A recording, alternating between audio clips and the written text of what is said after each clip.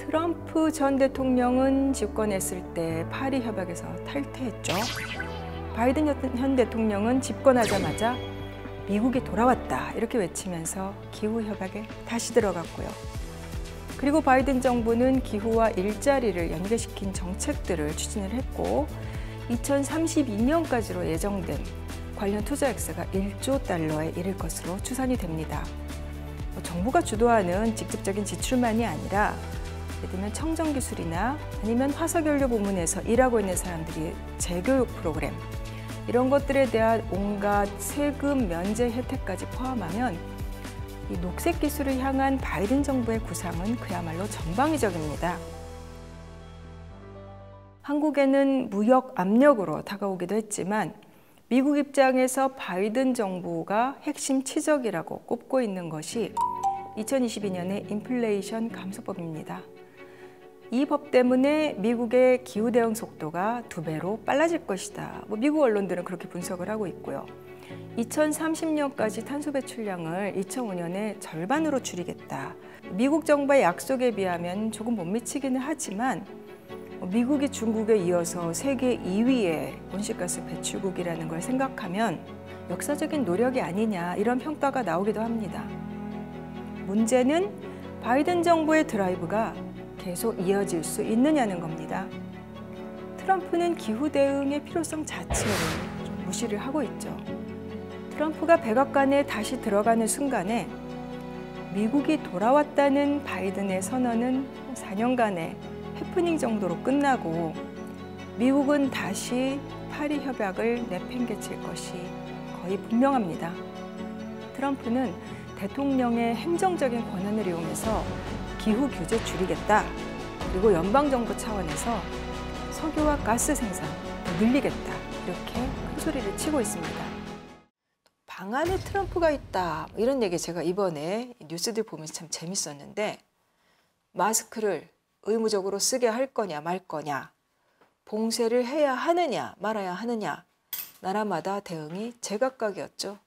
어떤 나라들은 병력까지 동원을 해서 봉쇄를 했고 또 어떤 나라들은 사회적인 충격을 피하는 게 더 중요하다. 그래서 학교 교육도 전부 평소처럼 했습니다. 근데 이런 문제를 조약이 만약에 만들어지면은 세계보건기구가 일관되게 지침을 내릴 수 있습니다. 그런데 나라마다 이 공중보건이라든가 방역에 대한 이제 국민들이 생각하는 바가 굉장히 달라요. 미국이나 유럽의 일부 지역에서는 그 이른바 자유지상주의자들, 국가 차원의 방역에 아예 반대를 하는 경우도 있습니다. 일부이긴 하지만요. 그런데 우리나라 정부도 아니고 유엔기구가 지침을 내리고 의무화한다? 이건 주권 침해다. 이렇게 받아들일 수가 있는 겁니다. 또한 팬데믹 방역은 기본적으로 팬데믹이라는 게 국경을 넘나드는 바이러스를 다루는 거잖아요. 그래서 주권 문제가 불거질 소지가 사실 많이 있습니다.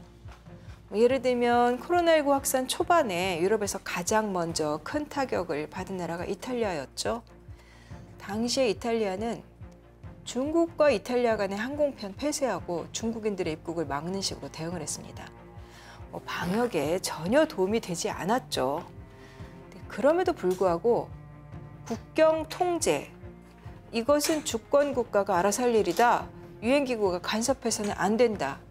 이런 주장이 언제고 나올 수 있습니다. 그래서 지난달 회의 기간에 세계보건기구, 세계보건법센터의 소장이 도널드 트럼프가 방안에 있다. 이런 말을 했습니다. 트럼프라는 존재가 협상에 계속 영향을 미치고 있다는 뜻이었는데 도널드 트럼프 미국 대통령 재임 시절에 미국은 코로나19 방역을 도외시한 것은 물론이고 반과학적인 선동을 일삼았었죠. 세계보건기구의 방역 권고를 따르기는커녕 아예 탈퇴해버렸잖아요. 그 뒤에 조 바이든 정부 때 미국이 다시 가입하긴 했습니다만 올해 미국 대선 있잖아요. 거기서 트럼프가 다시 당선될 수도 있는 거고요. 그렇게 되면 미국이 또 세계보건기구에서 탈퇴할 가능성이 있죠. 트럼프라는 존재가 이번 협상에서 합의를 어렵게 하는 하나의 요인이 되어버렸던 거예요. 미국에서는 올 4월까지 코로나19 바이러스에 감염된 사람, 누적 감염자가 1억 1,200만 명입니다. 누적 사망자는 120만 명이 넘고요. 미국의 경우는 방역이 취약했던 거, 그다음에 건강보험 제도가 부실했던 거, 이런 것들이 원인으로 지목됐는데 사실 직접적으로는 사망자 상당수가 변종 바이러스 때문에 숨졌습니다. 코로나19 바이러스는 우리가 그동안 뉴스에서 많이 접했듯이 확산되는 과정에서 여러 차례 변이를 일으켰죠.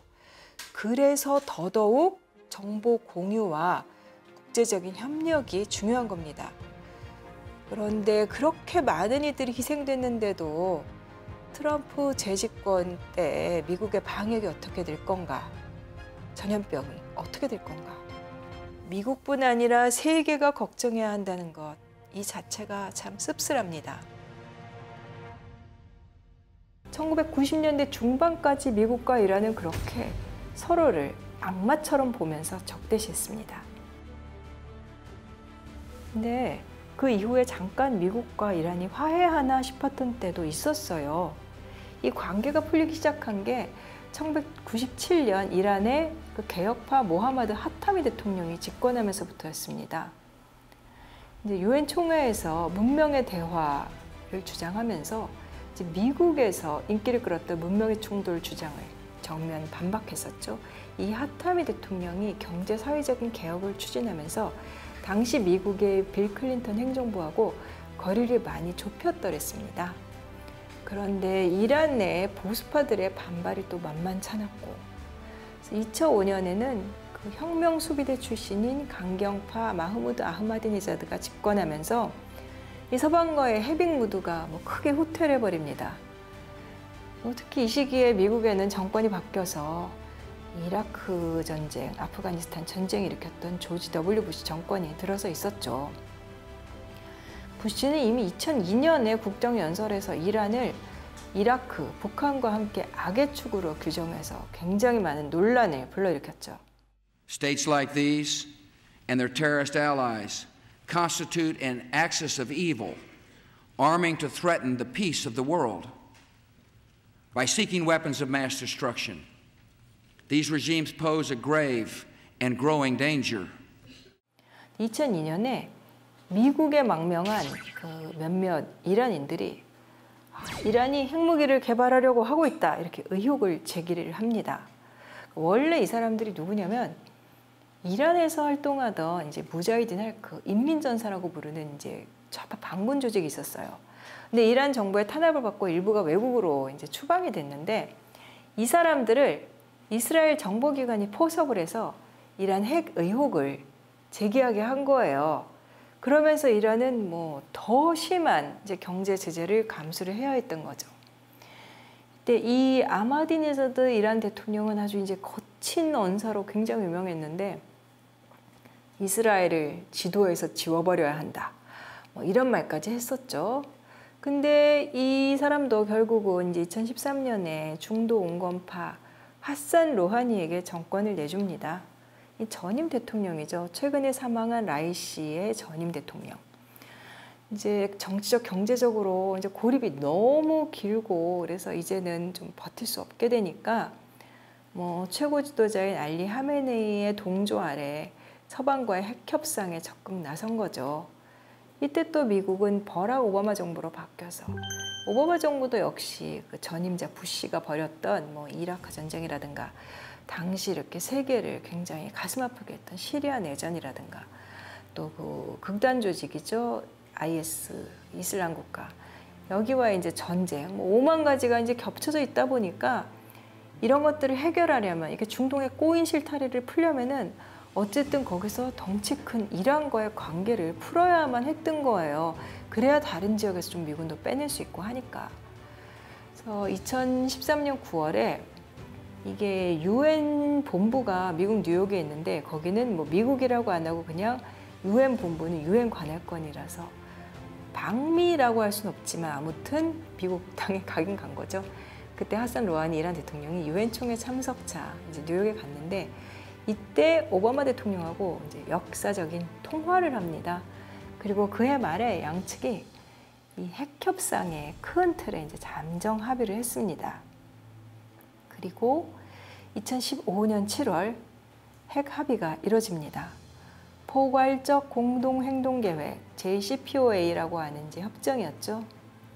그러나 2016년 집권한 도널드 트럼프 미국 대통령이 이 핵 합의를 멋대로 파기해버리고 맙니다. Therefore, I am announcing today that the United States will withdraw from the Iran nuclear deal. We will not allow a regime that chants death to America. 끝나지 않은 여정, 변화의 물결소. 우리의 질문은 계속될 것입니다. 거대한 역사로 읽는 인간의 욕망과 부의 흐름, 새로운 부의 미래를 알려드립니다. 자본주의의 적은 자본주의.